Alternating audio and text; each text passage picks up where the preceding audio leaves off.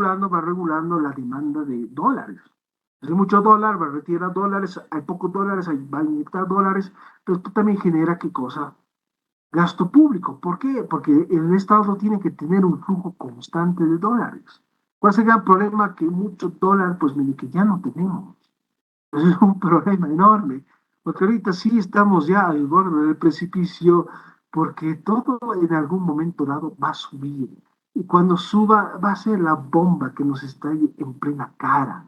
Y no sé si tengamos la capacidad de poder resistir esa onda de choque, no lo sé, esperemos que sí, pero es complicado poder anticiparse al futuro. Pero bueno, congelamiento de tarifas es un recurso que ha utilizado Bolivia desde hace mucho tiempo atrás, es algo que ha implementado el gobierno de la Revolución Nacional, es algo que también ha implementado el gobierno del UDP, es algo que está implementando el gobierno del MAS hoy en día, y sabemos muy bien que eso no trae muy buenos resultados porque ahí está la evidencia empírica. Sabemos que lo que pasó durante el MNR fue un desastre, lo que pasó durante el UDP fue un desastre, y lo que está pasando hoy en día también es un desastre, y todo indica que estamos yendo hacia lo peor. Pero bueno, siempre me dicen, ah, es muy fatalista, muy pesimista, que esto, que otro, tal vez. Pero prefiero considerar que simplemente soy realista, ¿no? Pero bueno, ¿cuál es el modelo boliviano? El modelo boliviano es esto del extractivismo, ¿no? El extractivismo, como ustedes bien saben, es un neologismo, es una palabra que no existe en español. Es una palabra derivada de una palabra en inglés. El extractivismo no existe, pero se utiliza tanto justamente en las ciencias sociales que se ha propuesto ante la Real Academia de la Lengua Española que esta palabra sea reconocida como un bolivianismo, lo cual puede ser. Vamos a esperar la siguiente actualización del diccionario para ver si efectivamente entra extractivismo o no entra extractivismo, pero se utiliza mucho en las ciencias sociales. Pero bueno, ¿qué cosa es el extractivismo? Es extraer recursos naturales, ante todo. Y Bolivia es un país que vive de eso, vive de la extracción de recursos naturales desde siempre. Es decir, desde que Bolivia, siempre ha vivido de la extracción de materias primas. La minería, hay un famoso libro, ¿no? Historia de la minería en Bolivia. Y va desde la colonia, parte desde la colonia, ese libro, monstruoso, inmenso, genial. Historia de la minería en Bolivia. Bolivia es un país eminentemente minero. Así se ha construido este país. ¿Y quiénes eran mineros? Los indígenas. Y son los indígenas los que pagaban el tributo, ¿no? La mitad, el trabajo forzado. Todos los años un grupo de indígenas tenía que ir a interior mina y sacar mineral. Todos los años, por turnos. Porque el sistema extractivista en Bolivia funcionó con la mano de obra indígena, sin tecnificación. Era mano de obra, así, tal cual. El indígena bajaba al interior mina con una herramienta rudimentaria, sacaba el mineral prácticamente con sus manos, se cargaba el mineral y así lo sacaba en su espalda. Y transportaba el mineral del sitio de extracción hasta el sitio de procesamiento, así a su lomo, a pie, así de simple, sin tecnificación, sin ayuda de animales de carga, nada. Era simple y llanamente la mano de obra indígena. Y los indígenas los ponían a trabajar hasta que reventaban. Eso es una realidad total y completamente innegable. Y de ahí todo el misticismo y la mítica que tiene la minería en Bolivia, ¿no? El famoso libro de René Pope, que es El paraje del tío y otros relatos mineros. Fascinante ese texto. Tienen una ocasión, léanlo, no van a encontrar en ninguna librería, pero sí está en las bibliotecas. Léanlo, fascinante, de principio a fin. Entonces, el modelo extractivista es eso, extracción de materia prima, muchas veces sin tecnificación, sin industrialización, sin procesamiento. Solo sacamos el material en bruto y es lo que exportamos. Punto final. Así es como ha funcionado y sigue funcionando hasta el día de hoy. Por más que la propaganda del Estado nos diga que efectivamente hay un nivel de industrialización, que por primera vez estamos generando productos con valor agregado, porque tenemos plantas de procesamiento, las plantas separadoras de líquidos, ¿no? ahí no sé dónde es, pero hay una planta separadora de líquidos y en su momento yo me acuerdo muy bien porque uno tiene que ver las noticias y ya ver la montaña que salía. Es la primera vez que en Bolivia estamos generando así un producto con valor agregado, pero no es tan así tampoco. Seguimos en la lógica estatista. Desde luego, efectivamente, hay un mayor nivel de tecnificación y el indígena ya no es simplemente una mula de carga, ahora tiene dignidad, ciertamente, pero igual, seguimos en lo mismo. Es un modelo eminentemente estatista. Exportamos, ante todo, materias primas sin valor agregado. Y por lo tanto, este tipo de economía es demasiado inestable. ¿Por qué? Porque está sujeta a las fluctuaciones de la demanda. Es decir, en algunos momentos el precio de los minerales, el precio de los hidrocarburos es muy alto y en otras es bajo. ¿Cuál es el gran problema que enfrenta Bolivia? Que, bueno, ya hemos explotado lo que teníamos que explotar. Muchos minerales no tenemos, y por más de que sigamos exportando, ¿no? Wolfram, zinc, antimonio, esas cosas, son metales no tan bien cotizados, ¿no? Exportamos oro, ciertamente, y de ahí todo el despelote que hemos tenido con los mineros. El otro día exportamos oro y el oro se cotiza muy bien, es un negocio altamente rentable, pero eso está manejado ante todo por cooperativas que son de índole privada. Y por lo tanto, por la exportación de oro, pues el Estado no recibe absolutamente nada. Y como el Estado necesita dinero, entonces fue a decir a los mineros, ¿y qué tal si pagan un impuesto más grande? ¿Qué? ¿Cómo vamos a pagar impuestos? ¿Acaso estás mal de la cabeza? ¿Qué ha pasado, pues? No, no vamos a pagar impuestos, me importa un pepino todo. Y por eso salieron a marchar, no, no vamos a pagar impuestos. Váyanse al mismísimo cuerno. Eso le han dicho al gobierno y el gobierno, ya lo sentimos mucho, ya por favor no protesten. 2 días ha solucionado el asunto. Y este tema del censo no puede solucionar. Entonces, medio turbio. Soluciona un asunto de manera muy rápida y el otro tarda, no está tardando. No hay casualidades en política. Pero bueno, entonces, por la exportación de oro, pues el Estado no percibe regalías, entonces no es un negocio para el Estado, en todo caso. Es un problema inmenso. Donde sí recibíamos regalías, y vamos a hablar de eso un poquito más adelante, es en el negocio del gas, pero ya gas no tenemos y va a ser cada vez más difícil cumplir justamente con los contratos que tenemos con Argentina y con el Brasil. La situación con el Brasil ha mejorado enormemente, pese a que seguimos haciendo negocios con Bolsonaro, ¿no? Eso nunca ha parado. Pero si bien Brasil siempre ha apoyado a Bolivia, es porque había gas. Ahora que no hay gas, pues a Brasil le puede importar un reverendo comino lo que le pasa a Bolivia. No le interesa, en lo más mínimo, porque así funciona la política. Extractivismo, entonces, extracción de materias primas sin valor agregado, extraemos la materia en bruto y así nomás lo exportamos y se acabó. Hemos recibido muchas regalías por la exportación de hidrocarburos, desde luego que sí, ahora recibimos menos, pese a que los precios están muy elevados, pero ya no tenemos volúmenes de exportación, ese es el gran problema. Segundo aspecto que debemos tomar en consideración, que lo vengo repitiendo con mucha insistencia, porque es una característica muy propia del boliviano, aunque también Perú está en lo mismo, la Argentina también está en lo mismo, pero los índices de Bolivia es inmenso, sobrepasa el Perú, pese a que el Perú tiene un 75% de informalidad, Bolivia ya está rondando el 97%, ¿no? Es decir, cada vez la informalidad va, o sea, consume mucho, o sea, es enorme, está totalmente descontrolado.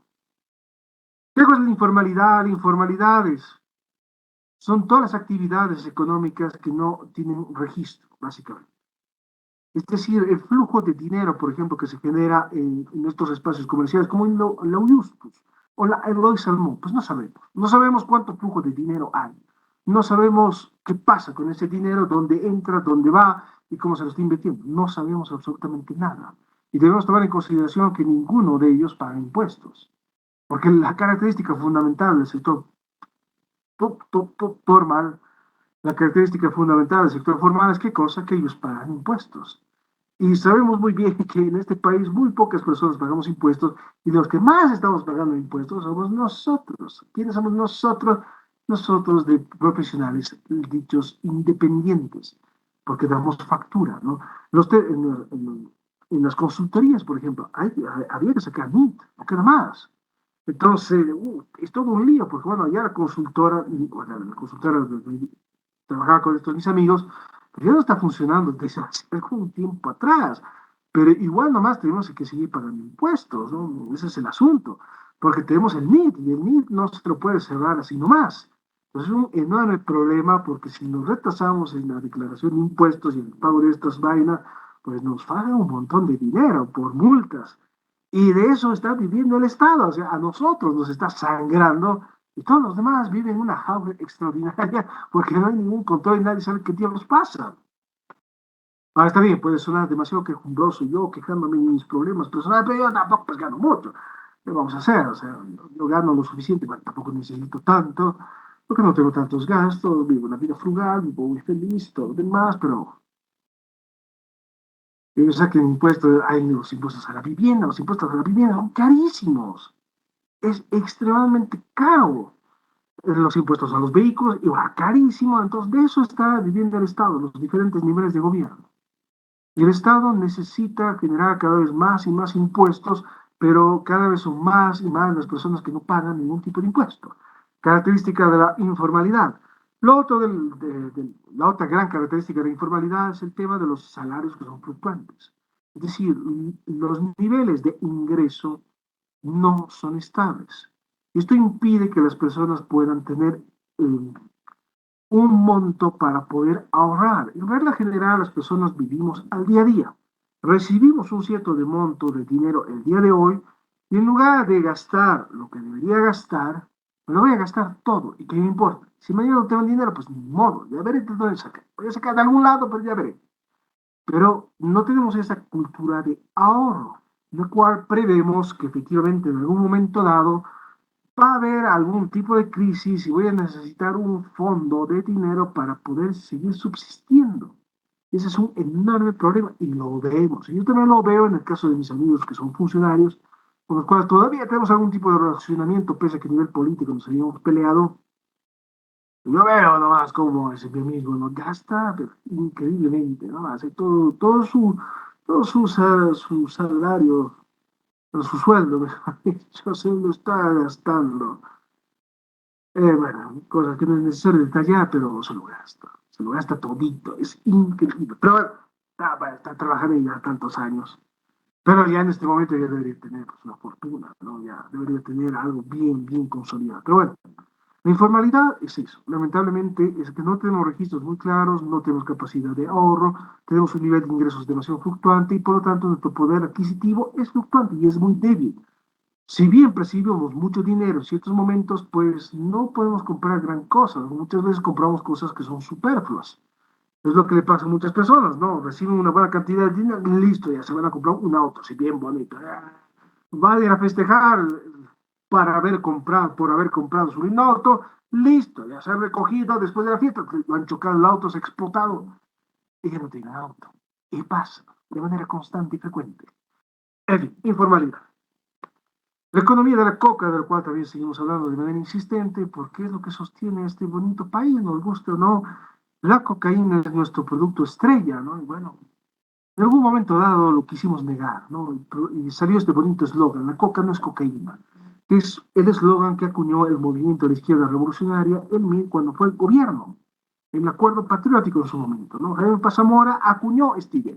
La coca no es cocaína, ¿no? Y se hicieron ferias de la coca para ver sus posibles formas de industrialización, pastas de diente de coca, soda de coca, pomada de coca, harina de coca, todo hecho de coca, nada funcionó y justamente es uno de los gobiernos que se ha visto manchado por los famosos narcovínculos, asociación demasiado estrecha con notorios narcotraficantes, lo mismo que pasa con el MAS hoy en día. Es decir, los incidentes que hemos tenido entre el gobierno y el narcotráfico son muchos. El nivel de relacionamiento entre conocidos narcotraficantes y altos jerarcas de gobierno es de conocimiento público y bueno, es bastante grave. Pero nadie hace nada y nadie dice nada, todo el mundo se hace de la vista gorda porque esas cosas son inventos del imperio. Pero nosotros vivimos de eso, producimos cocaína, exportamos cocaína y genera muchísimo dinero. Pasa que el problema es que ese dinero no necesariamente se lo invierte. Es ahí donde fallamos porque no hay inversión pública. En fin. Financiamiento. Para poder financiar correctamente necesitamos tomar en consideración de cuánto crece la población. De ahí la importancia del censo. La importancia del censo radica en el hecho que necesitamos saber de cuánto ha crecido la población durante este tiempo para seguir generando proyecciones a futuro y seguir previendo de cuál es el monto de dinero que voy a necesitar para seguir cubriendo necesidades básicas. Lo mismo que hace un buen padre o madre de familia. Vamos a ir previendo, sobre todo tomando en consideración que los niños van creciendo. A medida que los niños van creciendo, pues comen más. Hay que comprar ropa, tienen otro tipo de necesidades también. Entonces hay que comprar más, hay que gastar más y hay que ver de cuánto va a crecer mi salario en un tiempo establecido. Hay que ver, ¿no? En fin, no es fácil, pero hay que prever de cuánto crece la población, cuáles son básicamente sus grandes necesidades. Al crecimiento de la población, y no sabemos muy bien de cuánto crece la población boliviana, por ejemplo, lo que crece en los Estados Unidos es un ritmo de más o menos un 4 a 7%, que no deja de ser un crecimiento bastante elevado, sobre todo para un país monstruoso como los Estados Unidos de América. En regla general, lo que se prevé es que finalmente, como somos demasiados seres humanos en este bonito planeta, lo que se espera es que haya un decrecimiento de la población, porque hay mucha gente. Entonces, hoy en día lo responsable es no tener hijos, ¿no? El mundo no necesita tener más niños, porque los recursos son muy limitados. Y pueden decir, no, lo que pasa es que usted odia a los niños. No, no es que los odie, pero simplemente hay que ser consciente y responsable del asunto. O sea, voy a traer a alguien más a este mundo. Me parece que es una actitud muy irresponsable. Por lo menos desde mi punto de vista, sin ánimo de atacar a nadie, yo lo veo de esa manera. No les pido que lo acepten, no, simplemente es lo que es, nada más. Esto está ligado directamente con la infraestructura y el mantenimiento, es decir, a mayor cantidad de personas, pues la infraestructura va a tener que adecuarse a la cantidad de personas. Y de la misma manera hay que hacer mantenimiento a la infraestructura que ya está presente. Lo siento. El ejemplo que les planteaba la otra vez es el ejemplo de la Plaza del Bicentenario, ¿no?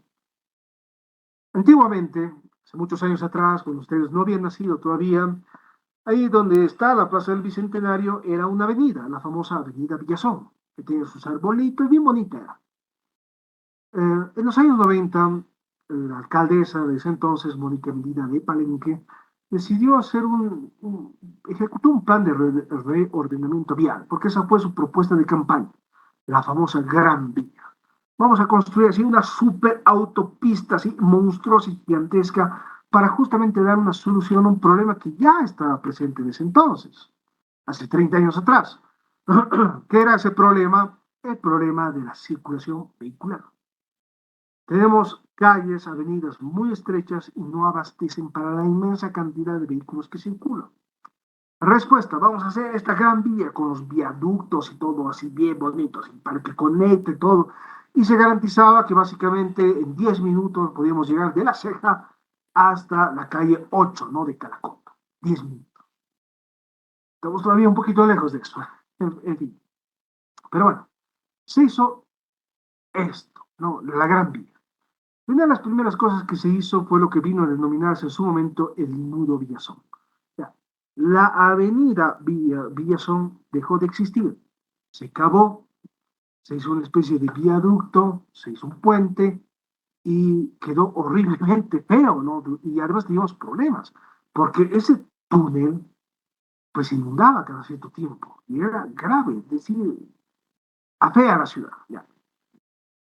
Muchos años después, para justamente darle un poco más, porque era un problema justamente, ¿no? Porque como no existía ese espacio, había que dar toda una vuelta para ir al frente, ¿no? Entonces era un verdadero problema. Ahora por lo menos tenemos la plaza.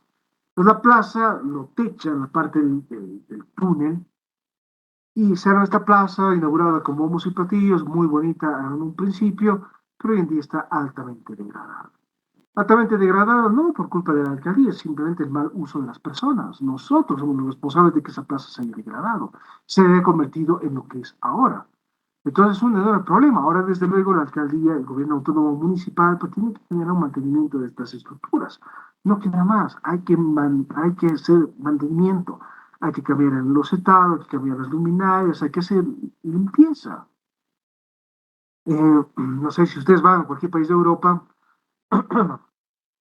tendrán la oportunidad de ver que a las 9 en punto de la mañana en un camioncito y va a lavar prácticamente todas las calles y todas las aceras y las deja relucientes de limpio. Y efectivamente todavía tenemos un sistema de recojo de basuras que es, bueno, tenemos estas señoras que están barriendo con su escoba, así se recoge la basura. Es decir, todavía no tenemos un nivel de automatización y de tecnificación para nada. Hoy en día en Francia, ¿cómo se recoge la basura? Se lo recoge por un carro robot, o sea, ni siquiera necesita tener un piloto. Va recogiendo toda la basura, así como una especie de aspiradora para aceras. Pero aquí seguimos con la señora que barre con su escoba, ¿no? Y nos canta, oh, el desarrollo, somos el país más desarrollado del mundo. Entonces, no somos. Entonces, infraestructura y mantenimiento es absolutamente importante. Hay que prever de qué manera va a evolucionar la infraestructura y hay que prever el mantenimiento, tiene que ser constante. Y no solamente es de cuando se produce algún tipo de accidente, el mantenimiento es constante. Tenemos otro problema también en la ciudad de La Paz, se lo he identificado también hace ya varios años atrás, por lo menos unos 10 años. El hecho que, por lo menos dentro del casco urbano central, hay una inmensa acumulación de cables. Y prácticamente, bueno, en ese entonces se hizo la cuantificación de que más o menos el 70% de esos cables estén en desuso. Entonces había que generar, ¿qué cosa? Un retiro de los cables en desuso. Y es más, también lo que se había recomendado en aquel entonces era para evitar esta contaminación visual de los cables, enterrarlos y colocar este cableado subterráneo. También se lo hizo de manera parcial y también se lo hizo con bombos y platillos cuando se, se hizo el mantenimiento de la avenida Camacho, ¿no? Por un tiempo la avenida Camacho estuvo cerrada, se la readecuó, se volvieron a hacer las aceras, se puso jardinera, se pavimentó nuevamente y todos los cables que circulaban por la Camacho se los enterraron. No se hizo nunca más, solo en la avenida Camacho, porque así funciona, la política es así. Vamos a poner Vamos a poner de manera muy bonita una calle y se acabó. Ya está pues la obra. Querían obra, aquí está pues la obra. Lo mismo hizo nuestro buen alcalde, ¿no? Hizo el mantenimiento de la avenida Valdiviana, aquí en la zona sur. Estuvo cerrada también por un tiempo, volvieron a pavimentar, pusieron las jardineras bien bonitas, plantaron arbolitos, todo bien bonito. Pusieron estos cosas amarillos para evitar que la gente se cruce, bueno, ya los han arrancado en su gran mayoría, pero ya está, se hizo. Perfecto. Nuevamente para decir qué cosa, ahí está pues la obra. Querían obra, hemos hecho obra. Entonces, eso queda en los registros como una ejecución exitosa, ¿no? Y no necesariamente es el caso. Pero el mantenimiento debemos tomar en consideración que tiene que ser constante. Entonces, justamente ya se han puesto estos, pues no sé cómo se llama, pues, pilares amarillos de plástico, ¿no? Para evitar justamente que las personas se crucen de carril a carril, porque es una infracción de tránsito. Es decir, tú no te puedes cruzar así como te dé la gana, no puedes, es imposible. No está previsto en el norma de tránsito. Tienes un carril y respetas tu carril, no es que me muevo y cruzo, no, eso está prohibido. Para justamente ir limitando esta mala práctica se han colocado estos pilares para evitar que la gente pues, se meta por donde no tiene que meterse. Y debería estar por todos lados estos pilares, pues desde luego que es un poquito caro, lo sabemos bien, pero debería haber esfuerzo. Ahora, desde luego, como los malos hábitos tardan en cambiar, pues efectivamente la gente los aplasta y bueno, han desaparecido ya mucho. Y la alcaldía tiene que reponerlos, no queda más. Hay que hacer un mantenimiento constante. No es que ya hemos refaccionado, hemos puesto todo muy bonito y se acabó y nunca más. Mantenimiento es constante y constantemente nos olvidamos del asunto.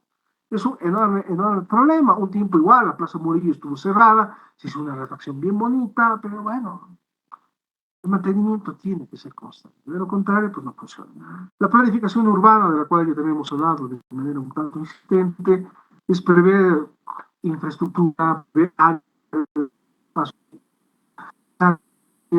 espacios culturales y más. La planificación urbana consiste en ello, establecer por ejemplo, siempre a todo urbano centrallas, entrada central, de la Plaza Murillo a sus alrededores, todo eso debería ser peatonal. Y es importante fomentar que la gente también camine. Es importante, o sea, no te vas a subir un minibús para pasar 8 cuadras, no puedes, no. Caminar, hermano, un poquito, por lo menos, ¿no? No cuesta nada caminar y es un buen ejercicio, al fin y al cabo, pero no cuesta nada y hay que motivar a las personas a caminar. Por eso en gran parte de las ciudades del mundo los centros históricos son eminentemente peatonales, ¿no? Ahí no circula ni transporte público, ni transporte privado, nada. La gente se moviliza a pie y se acabó y punto final. Y habría, bueno, tenemos el Día del Peatón, que es una vez al año, podría ser una vez al mes, ¿no? Y podría ser un domingo, todos felices. Hay que fomentar actividades al aire libre, fomentar actividades deportivas, desde luego que sí, fomentar que la gente se transporte a pie. Finalmente yo cuando vivía en el centro, a todo lado me iba a pie porque todo me quedaba cerca, todo me parecía cerca. Entonces me iba a pie. A veces de mi casa, de las 6 de agosto, me iba a la Montes, así a pie. Feliz y contento, no tiene ningún problema, ni a pie, bueno, tardaba, pero hay que prever todas estas cosas, ¿no? Pero me iba a pie para que iba a gastar dinero insulsamente, tomando en consideración que tampoco es que sea tan lejos, ¿no? En fin, pero bueno, es importante generar planificación urbana y prever espacios de desarrollo, espacios de interacción, áreas verdes, es importante generar parques para que los niños se puedan distraer, generar parques para las mascotas, porque tenemos muchas mascotas. Pues es increíble, aquí los perros se reproducen de manera exponencial y lo mismo con los gatos. Hace 30 años atrás aquí no había gatos. Hoy hay gatos por todo lado, es increíble. El otro día apareció un gato aquí, lo encontré durmiendo encima de mi lavadora. Voy, lo miro. Hola, hola. Y ya no se fue el gato ese. Entonces, bueno, ahora tengo otro gato, sí. Increíble, ¿no? Y no se va. El problema es que con mis otros gatos, bueno, además viene otro gato, pero eso es malo, viene los pega toditos, y todo eso genera, ¿qué cosa? Pues una tensión muy fuerte entre los gatos. Entonces, ellos se tensionan, yo me tensiona, es un lío, ¿no? Ya basta de gatos, ya hay mucho gato. Hay que tener cuidado con eso y hay que tener espacios justamente para que las mascotas también puedan socializar entre sí. Los perros son criaturas que socializan. Tienen que ir a parques de perros para que socialicen con otros perros. Así como llevamos a los niños al parque para que socialicen con otros niños, el perro es igual. Desde luego, con las proporciones del caso, ¿no? No hay que humanizar un perro sigue siendo un perro, no es un niño, ¿no? No es que lo vamos a vestir y poner su gorro, no, el perro es perro, pero tiene que socializar también, tiene que relacionarse con otros perros, necesita también hacer ejercicio, necesita un espacio donde pueda correr, en fin. Hay que prever todas estas cosas, ¿no? Parques, atractivos turísticos, justamente lo que pasa aquí, por donde es la Muela del Diablo, ahí se puede generar un parque bien bonito, porque no deja de ser un atractivo turístico la Muela del Diablo. No, los extranjeros están fascinados, pues, el diente del diablo, vamos a ver el diente del diablo, sí, y vienen y no hay nada, entonces pues, se decepciona un poquito, porque debería haber ya un complejo que pueda, ¿qué cosa? Pues no sé, por lo menos tener un restaurante, un espacio de camping, qué sé yo. Pero no hay nada, entonces se decepciona. Me acuerdo hace mucho tiempo atrás, igual, justamente, una de estas turistas, por mala suerte, se tropezó. Había ahí, por mala suerte también, una deposición de vaca, porque hay vacas por aquí, y se cayó de cara de la deposición de vaca. Entonces comprenderá que la turista no estaba muy contenta y nunca más volvió, ¿no? Pero bueno, son cosas que pasan. Planificación urbana implica todo eso, ¿no? Generar espacios que sean habitables, generar áreas verdes, generar espacios culturales, generar atractivos turísticos y también mantenerlos adecuadamente, siempre alentando, por ejemplo, el turismo responsable. Uno de los grandes problemas que tenemos con relación al turismo es que ahí donde hay turismo hay acumulación de basura. Y es lo que pasa justamente en el famoso Camino del Inca. No sé si ustedes conocen o no conocen, pero es una ruta incaica, precolombina, que servía para conectar diferentes centros urbanos del imperio incaico. Entonces hay un camino que ha sobrevivido y que conecta prácticamente lo que era Chuquiagomarca con el Cusco, ¿no? Entonces puede ir a pie hasta el Cusco, todo el camino existe, ¿no? Y existe bueno, el camino del Inca, que es el cortito que va hacia la zona de los Yungas, ¿no? Por ejemplo. Está bien, se puede ir a pie. Lindes. ¿Cuál es el gran problema? Que es un atractivo turístico, sí. Llegan cada vez más y más turistas, pero los turistas generan basura. Y lo que vemos es que hay una enorme acumulación de basura ya en ese camino. Es un problema enorme. Pues ahí se tiene que generar lo que se conoce como turismo responsable. Si vas a llevar comida, está bien, te la comes, pero la basura te la llevas vos también. Y la desechas donde tienes que desecharla y no la dejas en la naturaleza porque eso no está bien. Y de ahí la responsabilidad social medioambiental, respeto por la madre tierra. Ah, la Pachamama tan bonita, la Pachamama que nos cobije, que nos da todo. Ah, la Pachamama sabia que nos da de sus frutos y nos da de lactar con su mama gigantesca que nos da la savia de la vida, como dice nuestro buen amigo, el vicepresidente David Choquehuanca. Y está bien, eso es parte del discurso, pero bueno, estamos lejos de la responsabilidad medioambiental. Tenemos el problema de la contaminación por la extracción de oro, tenemos el problema de las botellas plásticos, tenemos el problema de la enorme contaminación de los ríos, tenemos el problema justamente de la deforestación, las tasas de deforestación más elevadas en América Latina, y del cual nadie habla porque a nadie le importa. Pero seguimos en el, oh no, el gobierno del MAS ha generado un cambio tan extraordinario. Ahora los indígenas tienen soberanía, tienen dignidad, tienen muy buenos resultados. En fin, todo soporta el discurso, la realidad siempre es un poco más cruda. La responsabilidad social medioambiental implica qué cosa? Racionalizar los recursos, hacer un buen uso de estos recursos naturales y la desforestación, el uso de agua potable, estas cosas de las cuales también hemos hablado. Áreas claves en cuestión de qué, de servicios públicos. Está la electricidad, está el agua, está la infraestructura vial y las telecomunicaciones. Esas son las áreas claves porque están relacionados también a los servicios básicos. Necesitamos una buena cobertura eléctrica, desde luego que sí. Necesitamos una buena cobertura de agua, desde luego que sí. Necesitamos una buena infraestructura vial, desde luego que sí. Se han hecho avances en todo esto, desde luego. No lo vamos a negar, hay avances. Tenemos una red eléctrica que ha cubierto más cantidad de terreno, lo mismo con el agua. Tenemos ahí, efectivamente, uno de los grandes logros que tiene el gobierno del señor Evo Morales, que ha hecho carreteras, ha hecho caminos, no lo vamos a negar, los ha hecho. Ahora, de que estén debidamente mantenidos, son no tanto, pero de que hay, pese a eso. Bolivia sigue siendo un país mal articulado en sí. Bolivia es un país gigantesco, como ustedes bien lo saben, es enorme, es gigantesco. Y está mal articulado. Los Estados Unidos es un país continente, ¿no? Abarca una enorme proporción, ¿no? Es un país gigantesco y tiene dos costas.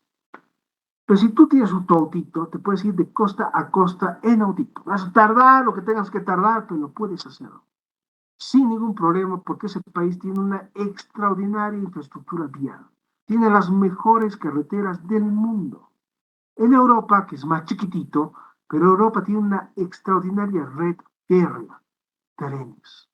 Los trenes es un extraordinario sistema de transporte y garantiza que con el tren de alta velocidad, garantiza que el tramo de París-Londres se lo hace en una hora.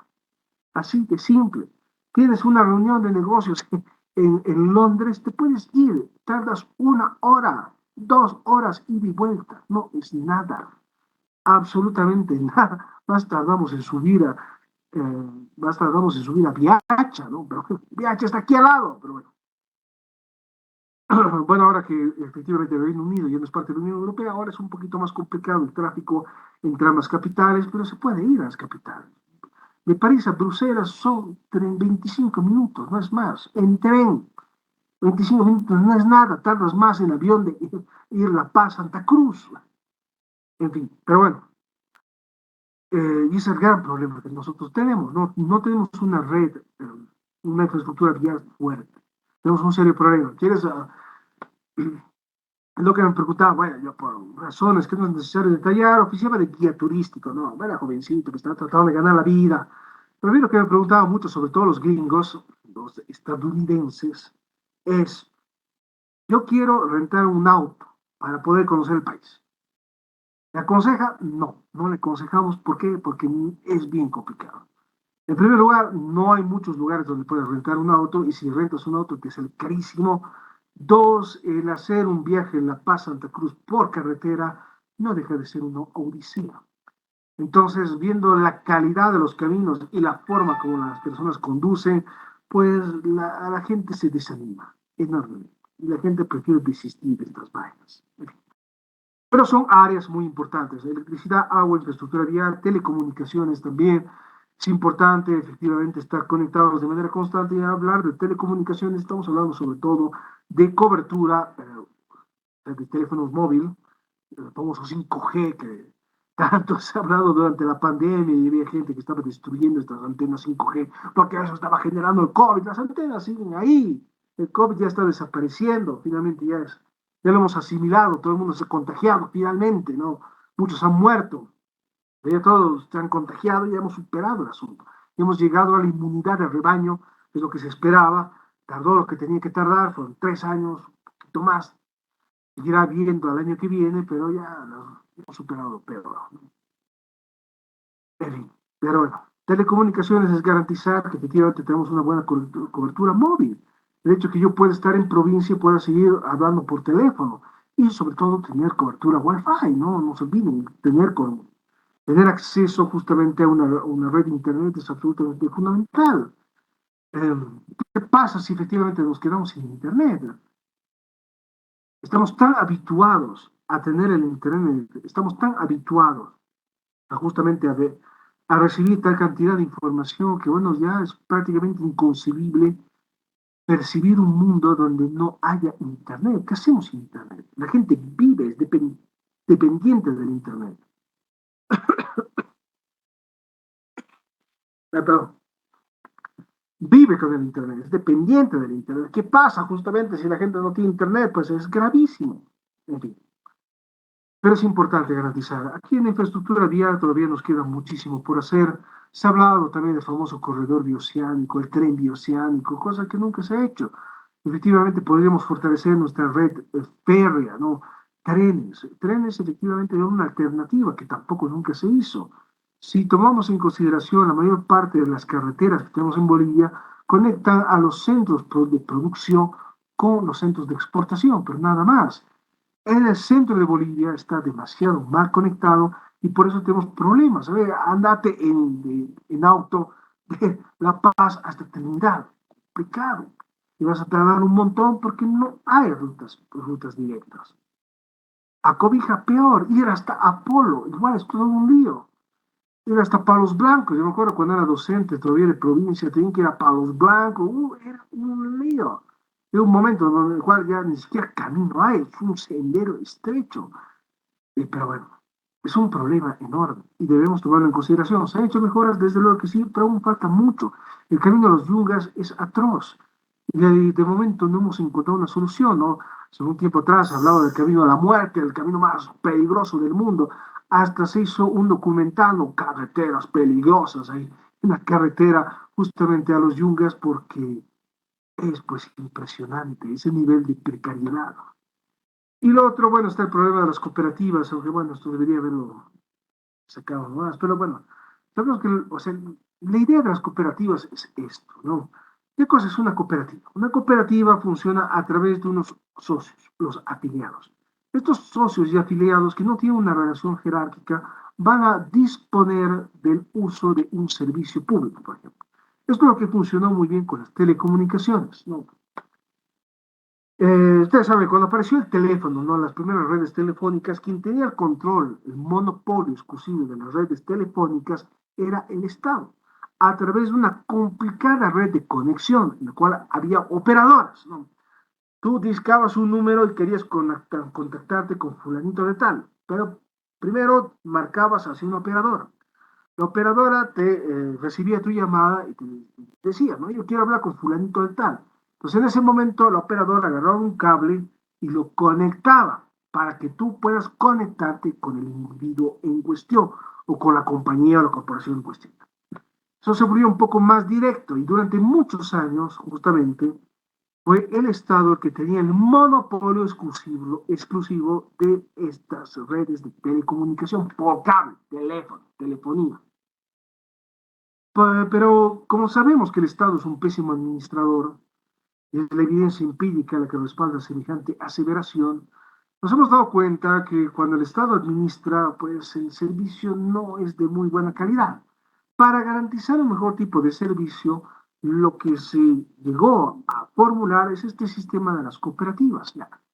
Los usuarios de los teléfonos se van a hacer cargo de la administración y la gestión telefónica. Perfecto, ¿de qué manera? Porque finalmente ustedes como usuarios se van a convertir en accionistas de esta empresa de telefonía. Y al ser accionistas de esta empresa de telefonía, pues tienen que garantizar los mejores resultados posibles, porque de esa manera van a tener mejores ingresos por simple concepto de cotización de acciones, nada más. Así funcionaba. Y de esta manera garantizábamos que sea el usuario el que administre de manera directa un servicio como la telefonía para generar un mejor control de calidad. Esa era la idea. En el caso boliviano se habla de cooperativas al momento, sobre todo son cooperativas de índole minera. ¿Qué pasaba? ¿Por qué son cooperativas? La minería en Bolivia es una actividad extremadamente fluctuante. Y en un cierto momento los inversores privados pues pierden interés en determinadas minas y las dejan abandonadas. ¿Qué pasa cuando las dejan abandonadas? Pues las personas que trabajan ahí se quedaron sin empleo. Para garantizar justamente que tengan empleo y puedan tener ingresos por su actividad, por la actividad que realizan, pues son los propios trabajadores los que justamente unidos en una cooperativa piden un préstamo a un banco para comprarse la mina y administrarla de manera directa. Y de esa manera tienen la posibilidad de pagar al banco y generar ingresos. ¿Sí funciona? Las cooperativas también han funcionado, o sea, en estos centros mineros, las cooperativas estaban también encargadas de proporcionar servicios básicos. Efectivamente, como el Estado no estaba presente en prácticamente gran parte del territorio nacional, las cooperativas en estos centros mineros pues se encargaron de llevar agua potable, porque el agua es importante también para la producción minera y para el consumo humano. Dos, como tampoco hay muchos centros de abastecimiento, las cooperativas pusieron lo que se conocía en su momento como pulperías, lugares donde finalmente estos asalariados, ¿no? Estos trabajadores dentro de la cooperativa podían adquirir, ¿qué cosa? Alimentos a través de un vale o a precios por debajo del mercado, porque la cooperativa garantizaba la dotación de alimentos.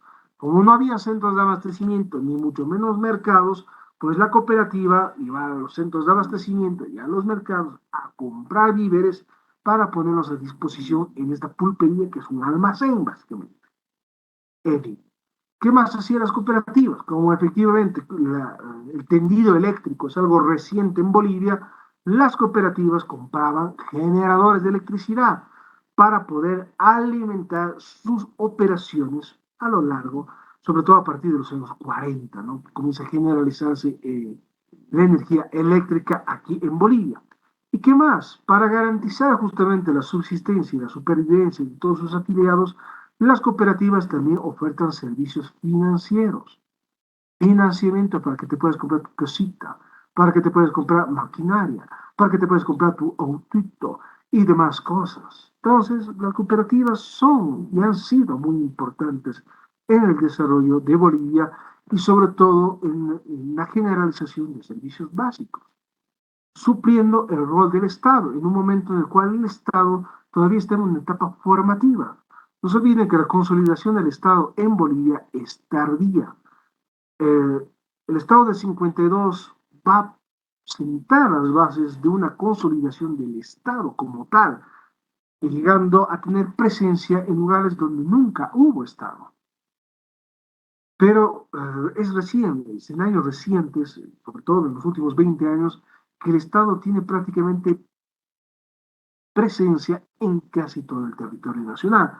Todavía quedan, ¿no?, estos anclajes, estas tierras de nadie, controladas sobre todo por bandas ligadas a contrabando, tráfico de personas y narcotráfico. Pero el Estado ahora tiene mayor presencia y el Estado es el principal dotador de servicios básicos. Y por eso ha crecido el tendido eléctrico, ha crecido la red de agua potable, ha crecido la infraestructura vial y han crecido las telecomunicaciones. En el momento en el cual el Estado no podía satisfacer, se conformaron estas cooperativas. Y con eso voy a cerrar el día de hoy. Espero que estén bien, pórtense bien y nos vamos a ver el día viernes. No se olviden que tienen que presentar la tarea que hemos establecido el día viernes, porque no hubo clases, hasta el día de mañana en la mañana. Dos, no se olviden que hasta el siguiente lunes tienen que presentar el segundo avance del trabajo final. Y como van las cosas, pues tenemos que avanzar ya nomás, porque ya se acabó el semestre. Estamos en la fase final, ya se acabó, se acabó. Lo otro es que, bueno, ustedes tienen que dialogar entre ustedes para generar una propuesta de cómo vamos a recuperar la clase del día viernes, porque la tenemos que recuperar, ¿no? Queda más. Entonces, eso es, jóvenes y jovenas, pórtense bien, cuídense mucho, coman sus vegetales, cuiden de los suyos y pasen una linda noche y tengan una linda semana.